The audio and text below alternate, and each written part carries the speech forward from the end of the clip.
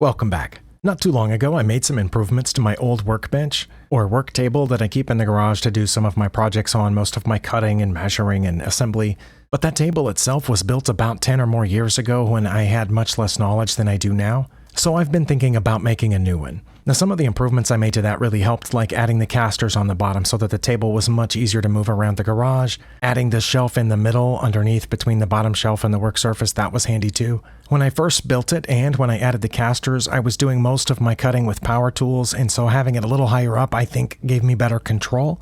But as I began to use more hand tools, like cutting with hand saws, the Japanese pull saws, and doing more chiseling and planing, I realized I needed the work surface to be lower so I could put more of my body weight on it without having my hands up too high. So anyway, I designed a table. Here is the original plan that I made. It uses almost entirely 2x4s, except for the top flat work surface, for which I plan to use a 3/4 inch sheet of plywood. I don't need mine to be, maple and oak and all these more expensive hardwoods that would A, be harder to cut, and B, be sturdier and probably last longer, because I'm not in my workshop every single day. I just need this to hold stuff up and to be level and not, jiggle around. And I also needed it to not cost that much. As you can see on this original plan that I did, I have doubled up on most of the areas. I've doubled up 2x4s on the legs, I doubled up 2x4s on the rails, and so on. But I decided to dispense with some of that, which I probably wouldn't need. So here is my second plan, which gets rid of some of those boards. Some pieces are still doubled and other pieces are not. And originally I had planned, if you can tell from this drawing, that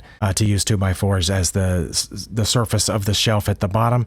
I eventually just replaced that with a really cheap thin sheet of plywood, which was all I needed, with just a couple of rails underneath. Here's some footage of the 2x4s after I had cut them, and I had glued some of the pieces together. They're with clamps there. I also screwed them together just to kind of help hold the boards in, in the correct place. I pre-drilled those holes and then applied the glue and then put the screws through. You can see some of the screws here. And because of the screws, I didn't have to leave the clamps on very long, just enough to make sure that they were pressed together. Sometimes when you put those screws through there, it spreads the board apart. That's the main reason for the clamps. And here's a whole side that I have done. Those were the legs for the other side. But anyway, here's an entire side that's, the glue is drying on this one. And I think I did a pretty good job of getting it square. I used those 90-degree clamping squares that I reviewed in a previous video, and they worked really well. And here's some footage of the entire table after I finished. I've put a pink yoga mat on top because it helps to protect the upper surface. I added a magnet here underneath one of these end rails where I can just put these pull saws there. I think one of those is actually a push saw. Here I'm peeling up the yoga mat to show you the plywood surface underneath, which I covered with a paste wax finish. And on that bottom shelf at the bottom, as you can see, I have a few various things. And I added casters to this one because I built it low enough to add the casters and it would be the right height. I added a power strip on this other end, and right behind that I have a magnet to hold a few other extra tools that I can just reach under and grab at any time. So anyway, this one is a much better height for me to do work on with hand tools.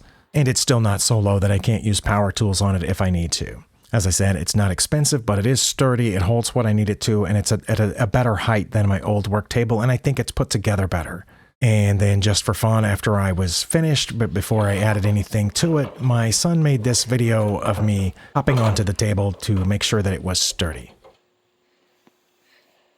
So I was happy with the result. I've used the table several times since I made it because these videos are all a little behind, and I think it's going to work out great. I was able to salvage some of the lumber from the previous table, although things that I had just attached with screws, I pulled the screws out so I can reuse those, and the pieces of wood, especially the ones for that middle shelf, I have, and I can use those again for something. So thank you for watching, and I'll see you in the next one.